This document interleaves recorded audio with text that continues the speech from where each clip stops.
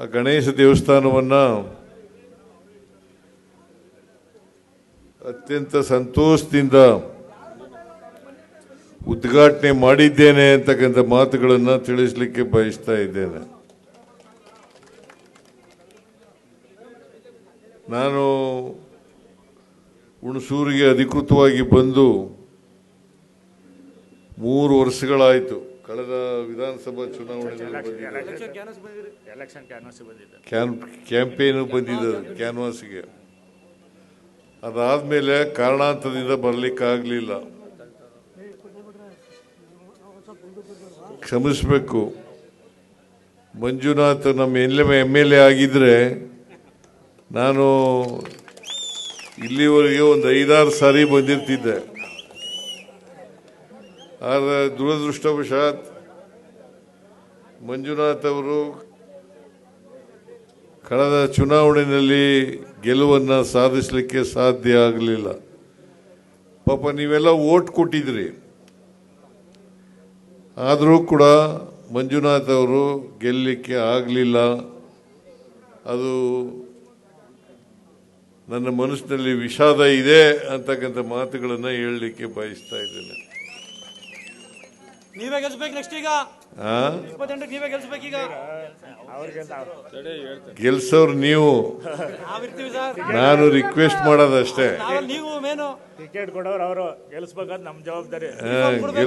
Champion ಮಾಡಬೇಕು. ನಿಮ್ಮನ್ನ vote ಕೊಡಿ ಅಂತ ಕೇಳೋದು ನನ್ನ ಕರ್ತವ್ಯ. ಕೊಡ್ತೀವಿ ಸರ್, ನಾವು ಇರಾಗಂಟ ನೀವೇ. ಮಂಜುನಾಥ್ ಪರವಾಗಿ ವೋಟ್ ಕೊಡಿ ಅಂತ ಕೇಳೋದು ನನ್ನ ಕರ್ತವ್ಯ. ಆದರೆ ಮಂಜುನಾಥ್ ಅವರಿಗೆ ಆಶೀರ್ವಾದ ಮಾಡ್ತಕ್ಕಂಥದ್ದು ನಿಮ್ಮ ಕರ್ತವ್ಯ ಅಂತಕ್ಕಂಥ ಮಾತುಗಳನ್ನು ಹೇಳಲಿಕ್ಕೆ ಬಯಸ್ತಾ ಇದ್ದೇನೆ. ಹುಣಸೂರಿನ ಮತದಾರರ ಬಗ್ಗೆ, ಜನರ ಬಗ್ಗೆ ಯಾವತ್ತೂ ಕೂಡ ಪ್ರೀತಿ ಇದೆ. ನೀವು ವೋಟ್ ಕೊಡಿ ಬಿಡಿ, ಹುಣಸೂರು ನಮ್ಮ ಕ್ಷೇತ್ರ ಇದ್ದಾಗೆ ಅಂತಕ್ಕಂಥ ಮಾತುಗಳನ್ನು ತಮಗೆ ತಿಳಿಸಲಿಕ್ಕೆ ಬಯಸ್ತಾ ಇದ್ದೇನೆ. ನಾನು ಎಲ್ಲ ಚುನಾವಣೆಗಳಲ್ಲಿ ನೀವೆಲ್ಲರೂ ಕೂಡ ಮಂಜುನಾಥ್ ಅವರನ್ನು ಸಪೋರ್ಟ್ ಮಾಡಿದ್ದೀರಿ. ಅದಕ್ಕೆ ಹಿಂದೆನೂ ಕೂಡ ಸಪೋರ್ಟ್ ಮಾಡ್ತಾ ಇದ್ದೀರಿ, ಈಗಲೂ ಸಪೋರ್ಟ್ ಮಾಡ್ತಾ ಇದ್ದೀರಿ, ಮುಂದೆನೂ ಕೂಡ ಮಾಡ್ತೀರಿ ಅಂತಕ್ಕಂಥ ನಂಬಿಕೆ, ವಿಶ್ವಾಸ ಇದೆ ಅಂತಕ್ಕಂಥ ಮಾತುಗಳನ್ನು ಹೇಳಲಿಕ್ಕೆ ಬಯಸ್ತಾ ಇದ್ದೇನೆ. ಮಂಜುನಾಥ್ ಎಮ್.ಎಲ್.ಎ ಆಗಿದ್ರೆ ಈ ಕ್ಷೇತ್ರದ ಅಭಿವೃದ್ಧಿ ಜಾಸ್ತಿ ಆಗ್ತಿತ್ತು. ಯಾಕೆಂದ್ರೆ ನಾನೇ ಮುಖ್ಯಮಂತ್ರಿ ಇದ್ದೆ, ಮಂತ್ರಿನೂ ಆಗೋ ಸಾಧ್ಯತೆ ಇತ್ತು. ಯಾಕಂತಂದ್ರೆ ಈ ಶೆಟ್ಟರಲ್ಲಿ ಇವರು ಒಬ್ಬರೇ ಎಮ್.ಎಲ್.ಎ ಆಗಿರೋದು. ಇಡೀ ರಾಜ್ಯದಲ್ಲಿ ಮಂಜುನಾಥ್ ಒಬ್ಬರೇ ಶಾಸಕರು, ಮಂಜುನಾಥ್ ಒಬ್ಬರೇ ಶಾಸಕರಾಗಿದ್ದಂಥವರು. ಅದರಿಂದ ಒಂದು ವೇಳೆ ಈ ಸಾರಿ ಗೆದ್ದಿದ್ರೆ 100ಕ್ಕೆ 100 ಮಂತ್ರಿ ಆಗ್ತಾ ಇದ್ರು.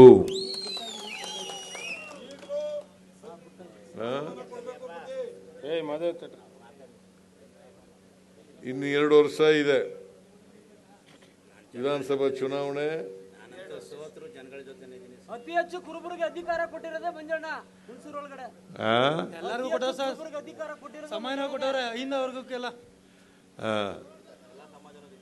ನಾನು ರಾಜಕಾರಣ ಮಾಡದೆ ಹಿಂದುಳಿದವರಿಗೆ, ದಲಿತರಿಗೆ, ಅಲ್ಪಸಂಖ್ಯಾತರಿಗೆ, ಯಾರ್ಯಾರು ಸಾಮಾಜಿಕ ನ್ಯಾಯದಿಂದ ವಂಚಿತರಾಗಿದ್ದಾರೆ, ಅವಕಾಶಗಳಿಂದ ವಂಚಿತರಾಗಿದ್ದಾರೆ, ಅವ್ರ ಪರವಾಗಿ ರಾಜಕಾರಣ ಮಾಡ್ತಕ್ಕಂಥದ್ದು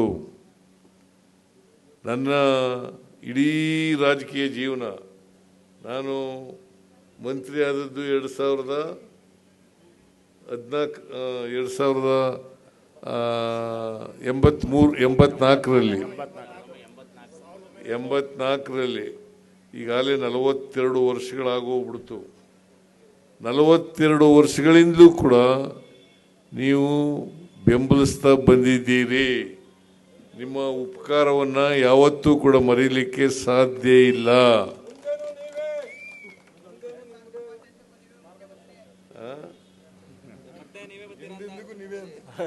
ಒಟ್ಟಿನಲ್ಲಿ ಮೆಂಬರ್ ಮಂಜಣ್ಣ ಕೈ ಬಿಡ್ಬಿಡಿ ಸರ್ ನೀವು.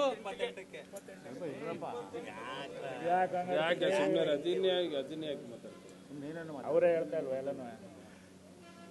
28ರಲ್ಲೂ ಕೂಡ ನಾವು ಅಧಿಕಾರಕ್ಕೆ ಬಂದೇ ಬರ್ತೀವಿ. ಯಾಕಂತಂದ್ರೆ ಕಳೆದ 3 ವರ್ಷಗಳಲ್ಲಿ ಮತ್ತೆ ಹಿಂದೆ ಇದ್ದಂಥ 5 ವರ್ಷಗಳಲ್ಲಿ ಜನಪರವಾಗಿ ಕೆಲಸ ಮಾಡಿದ್ದೇನೆ ಅಂತಕ್ಕಂಥ ವಿಶ್ವಾಸ ನನಗಿದೆ. ಅದರಲ್ಲೂ ವಿಶೇಷವಾಗಿ ಮಹಿಳೆಯರಿಗೆ ಶಕ್ತಿ ಕೊಡ್ತಕ್ಕಂಥ ಕೆಲಸವನ್ನು ಮಾಡಿದ್ದೇನೆ. ಅದರಿಂದ ಸಮಾಜದಲ್ಲಿರ್ತಕ್ಕಂಥ ಎಲ್ಲ ಮಹಿಳೆಯರು ಎಲ್ಲ ಪುರುಷರು ಕೂಡ ನನಗೆ ಸಹಾಯ ಮಾಡ್ತಾರೆ ಅಂತಕ್ಕಂಥ ವಿಶ್ವಾಸ ಇದೆ. ಹಾಗಾಗಿ ಹುಣಸೂರು ಕ್ಷೇತ್ರದಲ್ಲಿ ಮಂಜುನಾಥ ಮತ್ತೆ ಗೆದ್ದೇ ಗೆಲ್ತಾನೆ ಅಂತಕ್ಕಂಥ ಮಾತುಗಳನ್ನು ಹೇಳಲಿಕ್ಕೆ ಬಯಸ್ತಾ ಇದ್ದೇನೆ.